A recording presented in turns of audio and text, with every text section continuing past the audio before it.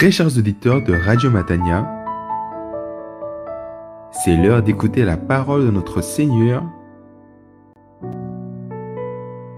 qui va nous être apportée par son serviteur, le pasteur Missinimbazi Claude.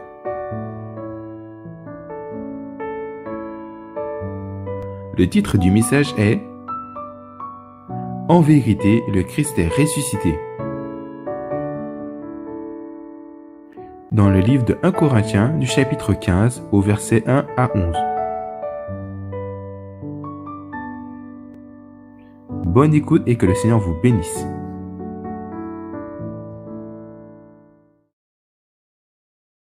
Je vous invite à ouvrir vos Bibles. Nous allons faire la lecture de 11 premiers versets, donc de 1 Corinthiens chapitre 15.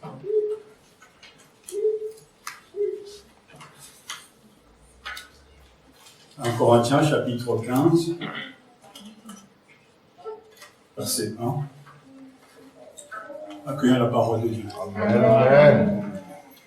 Je vous rappelle, frères, l'évangile que je vous ai annoncé, que vous avez reçu, auquel vous restez attachés, et par lequel vous serez sauvés si vous le retenez tel que je vous l'ai annoncé.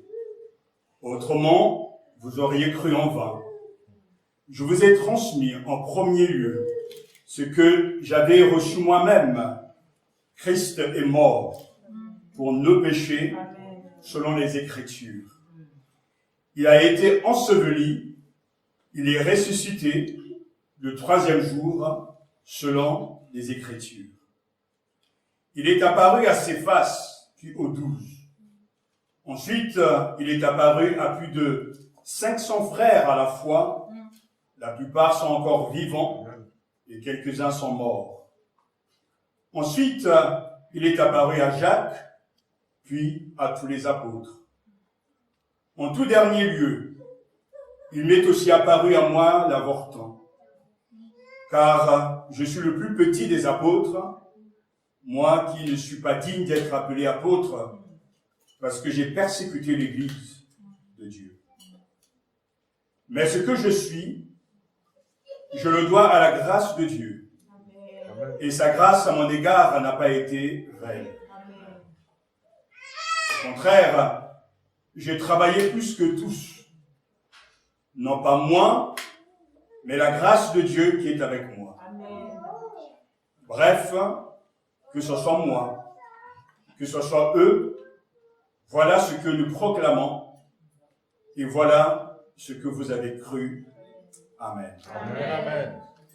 Priez.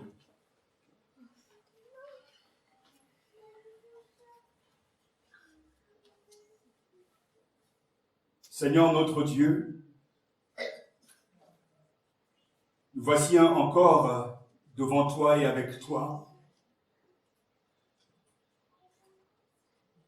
Et nous voulons t'écouter. Tu veux réparer ce qui est brisé en nous. Tu veux nous guérir. Amen. Tu veux nous transformer. Amen. Et seule ta parole est capable de le faire. Alors que nous sommes désorientés, nous avons besoin d'une autre orientation. Amen. Parle-nous, Père, dans le nom de ton Fils Jésus. Amen. Seigneur, que ton esprit nous parle de toi. Amen. Qu'il nous donne de t'entendre, de nous ouvrir à toi et de garder ta parole. Amen. Donne-nous l'intelligence des Écritures. Amen. Et fais de nous des témoins vivants et fidèles de ta résurrection. Amen. À toi seul soit toute la gloire, pour toujours. Au nom de Jésus-Christ. Amen. Amen.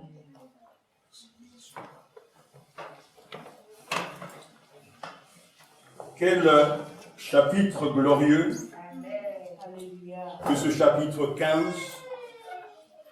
Nous méditons le cœur de l'Évangile. C'est le chapitre le plus important de toute la Bible. Car ce chapitre aborde un dogme, le dogme qui est à la base de l'Église et de notre foi, la résurrection de Jésus d'entre les morts. On va rester pendant quelques semaines avec ce chapitre, car il y a beaucoup à dire. J'ai écouté l'académicien Finkielkraut, son nom est si compliqué que le mien, qui disait « Je ne crois pas en Dieu, car je crois en la mort ». Et j'avais envie de lui répondre « Je crois en la mort, c'est pour cela que je crois en Dieu ». Amen. Amen. Tandis que le cimetière nous rappelle la brièveté de la vie, la résurrection nous assure de la brièveté de la mort. Amen. Christ a vraiment vaincu la mort. Amen. Notre salut lui-même dépend de la vérité de la résurrection. C'est le message central de la Bible. C'est cette vérité qui prouve que le christianisme est et restera une religion puissante. Amen. Par rapport aux autres religions dont les fondateurs et dirigeants sont ensevelés encore aujourd'hui, victimes de la mort, nous croyons au Christ mort et ressuscité. La foi en la résurrection des morts est fondée sur la proclamation de la mort et de la résurrection de Jésus. Amen. Elle est au cœur du message chrétien. Et l'apôtre Paul dit, je vous rappelle, frères, l'évangile que je vous ai annoncé, que vous avez reçu, auquel vous restez attachés. L'apôtre Paul a proclamé les actes de Dieu, les faits de Jésus-Christ, sa mort et sa résurrection, et les Corinthiens ont cru. Et c'est une bonne chose que de proclamer cette grande vérité, et c'est une bonne chose que d'avoir des hommes et des femmes, des enfants, qui s'ouvrent et acceptent la bonne nouvelle. Que toute la maison d'Israël le sache donc avec certitude, que Dieu l'a fait Seigneur et Christ, c'est Jésus que vous avez crucifié. Acte chapitre 2, verset 36. Au verset 1 et 2, l'apôtre fait plusieurs déclarations importantes au sujet de l'accueil fait par les croyants de Corinthe à l'évangile. Il dit, vous avez reçu l'évangile, vous demeurez ferme dans l'évangile, vous êtes sauvés par l'évangile. Frères, je veux vous rappeler l'évangile avec lequel je vous ai en fait évangélisé. Et si vous gardez la bonne nouvelle comme je vous l'ai annoncé. Toutefois, l'apôtre Paul ajoute une note d'avertissement. Vous êtes sauvés par l'évangile et par lequel vous serez sauvés si, ceci est très important, qui marque la condition, si vous le retenez tel que je vous l'ai annoncé. Autrement, vous auriez cru en vain. Et dans ce chapitre important, Paul combat certains spiritualistes de Corinthe, il y en avait, qui niaient la résurrection des corps. Le verset 12 nous pose la question, comment peut-on dire qu'il n'y a pas de résurrection? Or, si l'on prêche que Christ est ressuscité des morts, pourquoi quelques-uns parmi vous disent-ils qu'il n'y a point de résurrection des morts? le verset 35 du même chapitre, Paul, en fait, dit ce que certains disaient. Mais quelqu'un dira, comment les morts ressuscitent-ils et avec quel corps viennent-ils? Et l'apôtre donc va répondre à ces interrogations, à ces questions. Paul commence par prouver que le fait de nier le dogme de la résurrection entraîne la ruine de la religion chrétienne tout entière. Paul a séjourné à Corinthe en 50 et 52.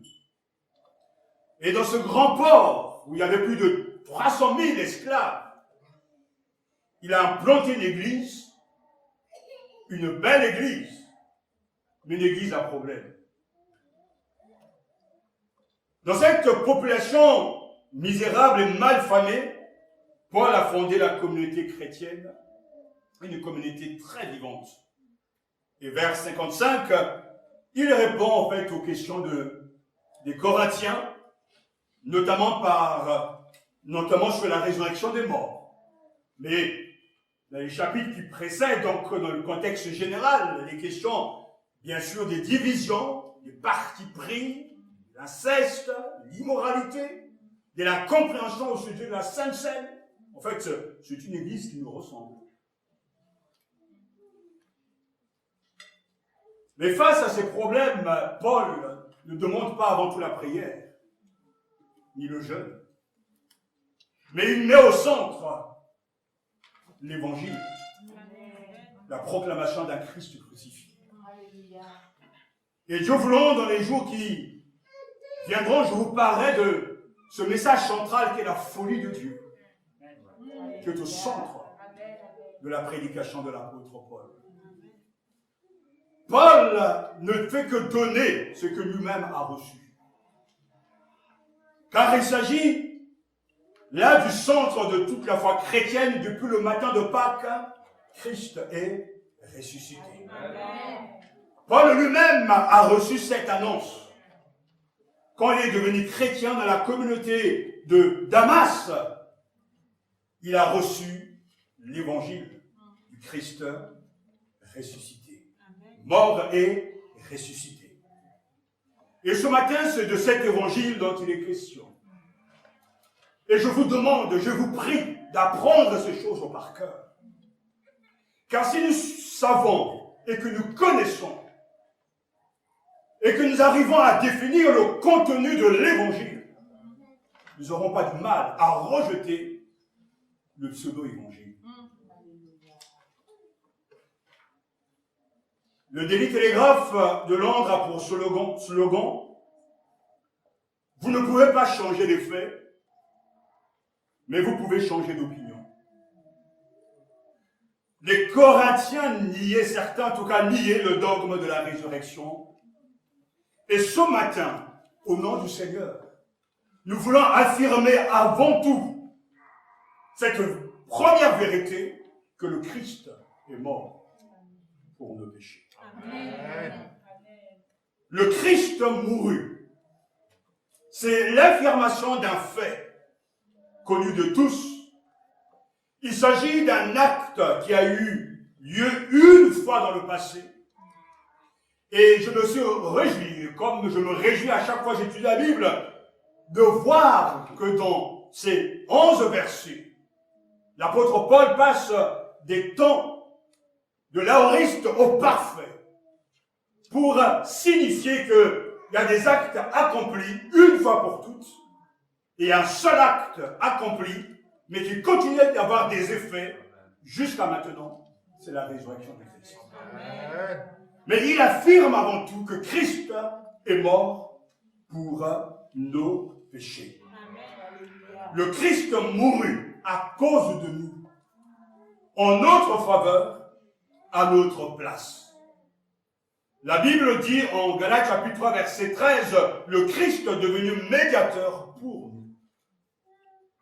Et Romains chapitre 5 verset 6, oui, quand nous étions encore sans force, Christ au temps fixé est mort pour les impies. C'est pour nous que Christ est mort. Cela signifie en notre faveur. C'est pour nous, et ce pour nous est universel. Il s'agit de la multitude des hommes. Pour nous, le Christ est mort afin de nous délivrer de nos péchés et de nos iniquités. Là, l'évangile commence par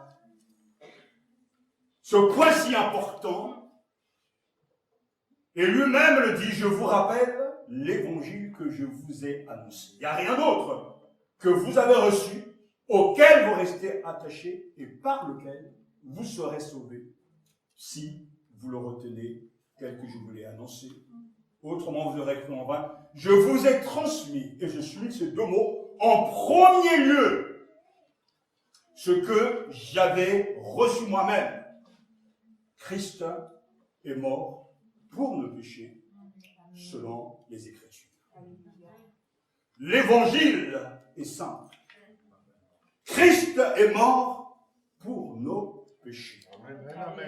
Christ est mort pour nos péchés. Telle est la bonne nouvelle du salut dans une de ces attestations les plus originelles.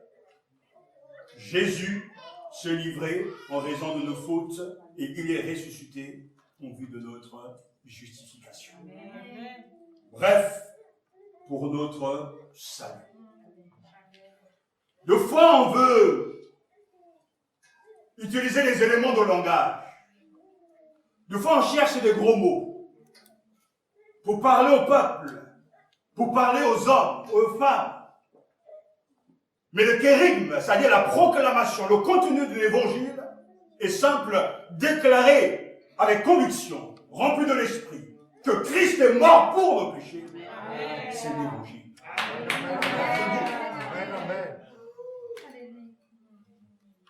Le péché est fondamentalement la rupture de la relation avec Dieu. Et pour désigner le péché, Paul dispose d'une riche palette héritée de l'Ancien Testament. Le péché, c'est la violation de la loi. Le péché, c'est l'impureté. Le péché, c'est l'iniquité, c'est l'erreur. Le péché, c'est la désobéissance. Le péché, c'est le faux pas, la transgression, le fait de manquer la cible, le fait de manquer le but. Christ est mort pour nos péchés. Parce que nous sommes des pécheurs. Mais il nous a accordé sa grâce. Et ce matin, pour celui qui reconnaît que le péché habite en lui, crie et se tourne vers le Christ, le Sauveur, le Seigneur, l'accueillera. Il lui accordera son pardon. Il faut être honnête et sincère, le péché n'est pas une réalité abstraite. Il s'agit d'actes contre Dieu. Pour comprendre comment nous sommes pécheurs, examinons ce que nous faisons. Le péché, c'est ce que nous faisons, surgit toujours d'un cœur mauvais, où il gît à l'état d'intention avant de se concrétiser dans les actions. Notre Seigneur lui-même, Jésus l'a dit, c'est ce qui sort de l'homme qui le rend impur. Car c'est du dedans du cœur de l'homme que viennent les mauvaises pensées, qui le poussent à vivre dans l'immoralité, à voler, tuer, commettre l'adultère, vouloir ce qui est aux autres, et agir méchamment, tromper, vivre dans le désordre, être jaloux, dire du mal des autres, être orgueilleux et insensé. Toutes ces mauvaises choses sortent du dedans de l'homme et le rendent impur. Marc chapitre 7, verset 20 à 23. Et c'est pour ces pécheurs que Christ est mort, en accord avec les Écritures. À ceux qui nient le dogme de la résurrection, nous disons aussi avec force que le Christ, il fut mis au tombeau. Le tombeau n'intervient pas ici comme preuve de la résurrection, mais comme preuve que Jésus était bien mort. Une fois de plus, le verbe est l'aoriste, c'est un fait historique, une fois pour toutes, et qui ne se répétera jamais. Il fut mis au tombeau. Il a été enseveli verset 4. Et il est ressuscité, ou a été ressuscité, et il le demeure. Je vous disais que il y a 4 affirmations, 4 faits. D'abord que le Christ est mort, un acte passé. Le Christ a été enseveli, un acte passé. Le Christ est ressuscité, un acte passé, parfait et qui dure toujours. Amen. Il a été ressuscité et il demeure. Le verbe est au passif et c'est très important. Ce n'est pas pour étaler ma connaissance, mais pour marquer le point si important du grec. Le passif divin, c'est-à-dire que c'est Dieu qui a ressuscité son Fils d'entre les morts. Le verbe ici au parfait, le parfait indique en grec le résultat présent et durable d'un acte passé. Jésus est vivant parce que Dieu l'a ressuscité. Il s'agit là d'une affirmation fondamentale, c'est-à-dire qu'il proclame ouvertement que Jésus a échappé par l'action de Dieu à l'emprise de la mort. Le grec a 2 mots pour dire ressuscité, égéro et anesthémie.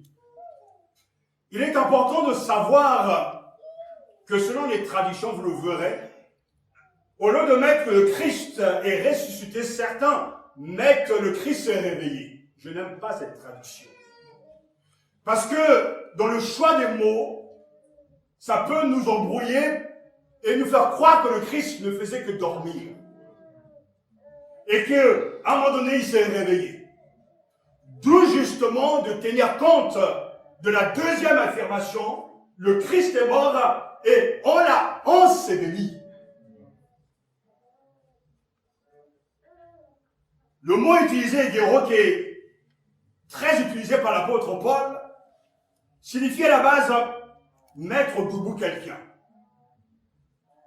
Ce qui est couché, assis ou tombé, faire lever quelqu'un.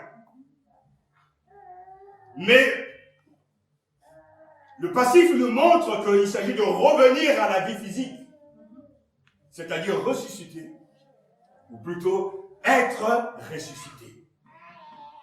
Ainsi, Dieu le Père, ayant accepté le sacrifice de son propre Fils et ayant approuvé la totalité de sa vie, l'a ressuscité d'entre les morts.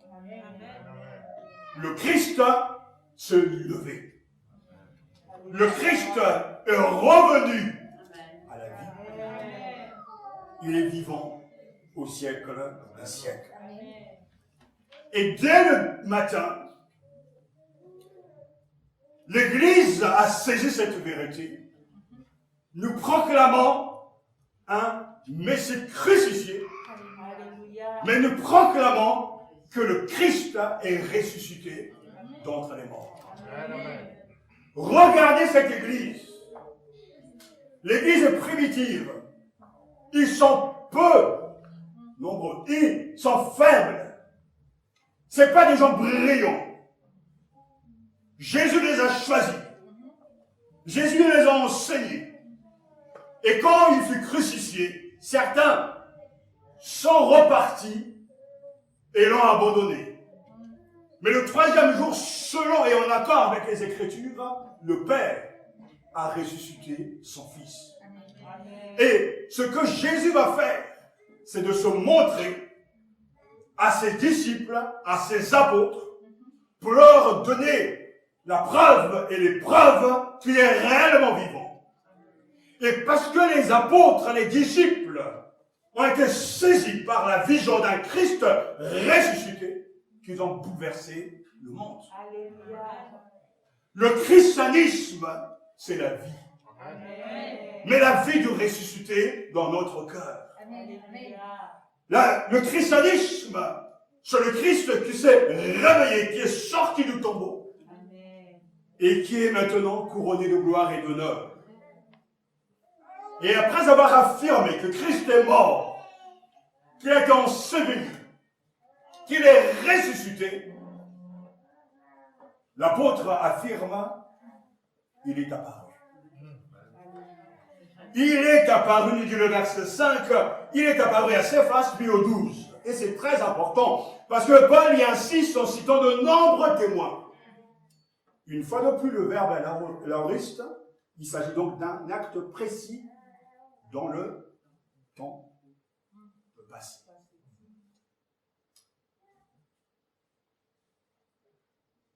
Le Christ est apparu, plutôt, il se fit voir. Il s'est donné à voir. Il s'est donné à voir d'abord à Céphas. Et Paul cite une liste de témoins qui ont bénéficié d'apparitions du ressuscité. Il y a Céphas, verset 5, c'est-à-dire, c'est qui Céphas? Pierre. Et puis, les 12, verset 5, plus de 500 frères. Verset 6, Jacques, verset 7, tous les apôtres, verset 7, et à la fin, l'apôtre Paul lui-même. Il a été vu aussi de moi. Plusieurs témoins, comme l'Écriture le dit, toute l'affaire se règle sur la parole de 2 ou 3 témoins. Matthieu chapitre 18, verset 16. Le ressuscité, il se fit voir. Il se fit voir appartient à un langage commun, parce que c'est le Seigneur qui décide de se montrer. L'invisible se fait voir. Et c'est là où se trouve la puissance de l'évangile. Et ce qui fera la différence entre vous et moi, ou entre vous et les autres. Ce que le texte est intéressant. Les faits sont là. Les témoignages sont là. Mais tant que le Christ ne se révèle pas à toi, tu resteras toujours en dehors de ce message. Il faut ce témoignage personnel. Il m'est apparu. Amen. Amen. Et ce qui est intéressant et important, c'est que c'est pas que nous décidions, nous, de le voir, mais il se fit voir. Amen. Il s'est montré. Et comme le dira l'apôtre Paul, le Christ m'a atteint. Dans Galates chapitre 1, verset 16, elle écrira, il a trouvé bon de révéler en moi son Fils, pour que je l'annonce parmi les païens. Aussitôt, je n'ai consulté ni la chair, ni le sang. Et dans Actes chapitre 26, où il est question de son témoignage lorsqu'il se rendait à Damas, il raconte comment le ressuscité l'a rencontré. Et il dira, mais lève-toi et tiens-toi sur tes pieds, car voici pourquoi je te suis apparu. Je te destine à être serviteur et témoin des choses que tu as vues de moi et de celles pour lesquelles je t'apparaîtrai. J'ai été pris du milieu de ce peuple et des païens, vers qui je t'envoie pour leur ouvrir les yeux, afin qu'ils se tournent des ténèbres vers la lumière et du pouvoir de Satan vers Dieu, et qu'ils reçoivent le pardon des péchés et un héritage avec ceux qui sont sanctifiés par la foi en moi. Actes chapitre 26, versets 12 à 18. Alléluia. Alléluia. Le Christ m'est apparu. Vous savez, l'Église est un temple vivant. Amen. Et nous savons que Christ est la tête de l'Église. Amen. Et que lui, il est vivant au siècle des siècles. Amen. Nous sommes différents. Nous n'avons pas la même couleur, la même culture. Mais il y a quelque chose qui distingue les chrétiens des autres. C'est la vie. Amen. C'est la vie. Amen. Je reconnais un chrétien parce qu'il aura reçu de la part de Jésus-Christ par le Saint-Esprit la vie spirituelle. Amen. Et cette vie provient d'une révélation personnelle venant du Saint-Esprit. Paul dit, il a trouvé bon de révéler en moi son Fils. Ça veut dire que avant, Paul pensait servir Dieu en persécutant l'Église. Et nous savons qu'il était sincère, honnête, mais il était à côté de la plaque. Il a fallu l'intervention du ressuscité sur le chemin de Damas pour ouvrir ses yeux spirituels et lui permettre de connaître le Christ qui vit dans son cœur par la foi. Je rentrerai à la maison peut-être triste, car je crois que ce message est puissant. Mais le peuple qui ne reçoit pas le message reste mort. Mais je ne peux pas vous donner la vie. C'est à vous de vous ouvrir au ressuscité qui donne la vie. J'ai des années dans le ministère et je me rends compte que il y a des gens qui peuvent être des semblants vivants pour un temps, mais qui ne le sont pas toujours. Et parce que la vie de Dieu ne coule pas en eux. Un beau matin, ils se réveillent de bonne humeur, ils viennent à l'église, c'est très bien, et vous les voyez chanter, dire Amen, et vous croyez qu'ils sont sauvés, qu'il est sauvé, mais attendez le temps de l'épreuve. Car quand la vie de Dieu est là, on ne change pas d'humeur comme ça. On est régulier. On est constant. Et je n'arrive pas à ne pas vous pousser à dire Amen. Parce que ces Amen ne sont que le résultat d'une juste compréhension de ce qu'est l'Évangile. Je continue encore aujourd'hui à étudier tous les textes liés à la louange. Je crois de plus en plus que lorsqu'un chrétien rempli de la parole de Dieu, il y aura plus de louanges que de prières. Plus d'émerveillement que de jeûnes et prières pour soi. Parce que celui qui a compris le dessein de Dieu, celui qui a été saisi par la vision céleste, celui qui a reçu par la grâce de Dieu la foi, ne peut qu'être émerveillé. Et dire, je suis le moindre des serviteurs. Seigneur, ta grâce m'a touché. Ta grâce m'a atteint. Et il y aura toujours cette constance. La réalité d'une vie réelle. Parce qu'en proclamant les faits, Christ est mort pour nous. Que Christ a été enseveli. Qu'il est ressuscité pour toujours. Qu'il m'est apparu. Je me rappelle ma conversion.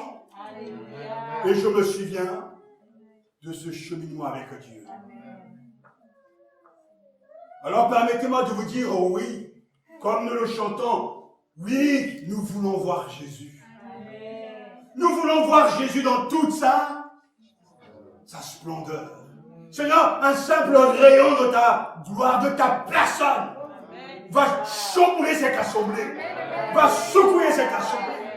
Parce que ça, c'est le constat d'un vrai réveil. On a grandi dans des pays une fois pauvres. On n'avait pas grand-chose. Mais quand l'Esprit de Dieu est tombé dans notre assemblée, est tombé dans le pays, le Seigneur a réveillé les gens qui étaient endormis et a donné une vie nouvelle. Oh, des chants, des cantiques spirituels, des cantiques de réveil. Et même ceux qui venaient tristes, abattus, repartaient, joyeux, entreprenants, parce que Christ, le ressuscité, est présent, était présent et restera toujours présent. Ce matin, le Seigneur t'appelle. Ce matin, ce message se fait entendre. Le Christ m'est apparu. Le Christ est révélé à moi. Je peux oublier beaucoup de choses. On peut pour oublier tant de choses, mais je ne peux pas oublier ce jour béni où la lumière a brillé dans mon esprit et envahi mon âme. Je n'ai pas besoin de faire des efforts pour me rendre compte que Christ est réel. Il est réel. Je ne peux pas dire autre chose. Je ne parle pas ici de vision. Je ne parle pas ici de songe. Mais je parle de la lumière de Dieu qui tombe sur toi et qui va éclairer tes ténèbres. Tu peux tu tâtonnais auparavant, mais quand la lumière brille, tu vois clair. Je comprends que l'évangile est un message de vie. L'évangile est une bonne nouvelle. L'évangile, c'est Jésus. L'évangile, c'est quelque chose de bon. L'évangile est sauveur. Il restaure l'homme. Il reconstruit l'homme. Car l'évangile, c'est-à-dire le Christ, est une puissance pour le salut de quiconque. Alors ce matin, as-tu reçu le Christ? Est-ce que tu as reçu cette lumière?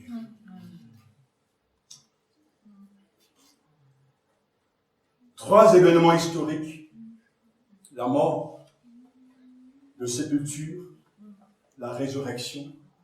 Trois faits qui se sont produits une fois, mais aujourd'hui encore, nous sommes les témoins de celui qui est sorti du tombeau. Si nous prêchons ce matin, c'est parce que le ressuscité nous a atteints. S'il y a des églises encore dans notre pays, c'est que le ressuscité nous a atteints. Le Christ nous est apparu. Alors célébrons-le. Ce que je suis, je le suis par la grâce de Dieu. Et la grâce dont il m'a comblé n'a pas été stérile. Alléluia. Je me suis donné de la peine, à vrai dire, ce n'est pas moi, mais c'est la grâce de Dieu en moi. Et c'est le témoignage de Paul, pour finir, c'est le témoignage de celui qui peut dire, oui, j'affirme ces vérités, mais regardez-moi, cette grâce a œuvré. Et cette grâce n'est pas stérile. Vous voyez?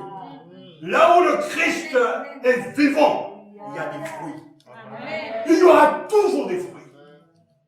Une âme sera gagnée, deux âmes seront gagnées, l'évangile sera proclamé, on soutiendra les missions, on parlera aux malades, aux prisonniers, on aura à cœur de contemporains l'évangile. Réel, le vrai évangile change totalement la vie. Et que même si on se débat encore avec nos péchés, nos lacunes, la vie qui est en nous dépasse nos faiblesses et notre fragilité. L'évangile est une puissance qu'on ne peut pas arrêter. Il n'y a rien de plus puissant que l'évangile. On voyait des hommes sur Mars, c'est rien ça. C'est de la rigolade. L'évangile est une force, une puissance.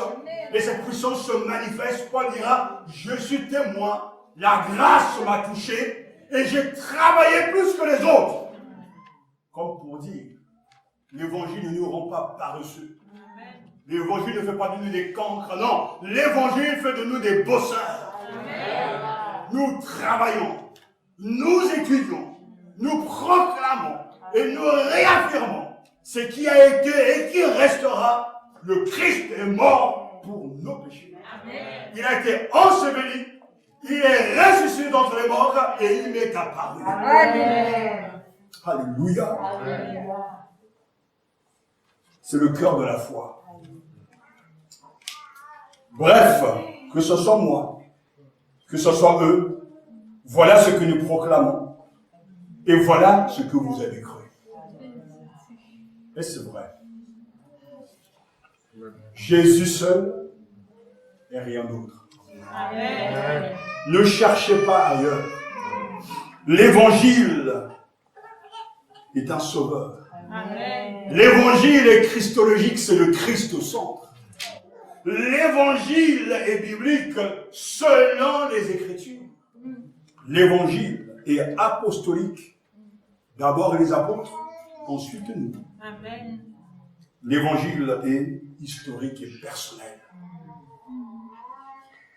Quand je préparais ce temps de prédication, le Seigneur me parlait, dit, déclare seulement ce fait. Amen. Mon esprit s'empare de la parole et sauve ceux qui sont prédestinés au salut. Sois simplement un crieur, un guérisseur, un proclamateur. Annonce avec force, crie dans le désert de Corbeil. Christ est mort.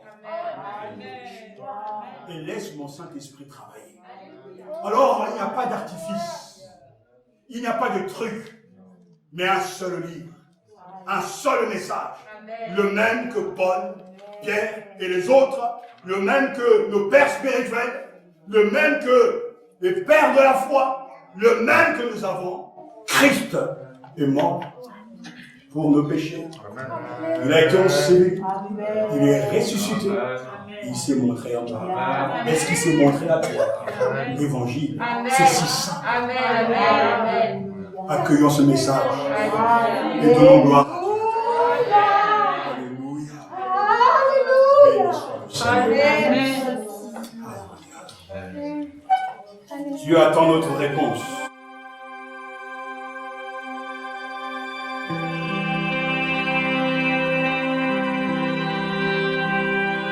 Quand je sonde l'univers, les astres que tu as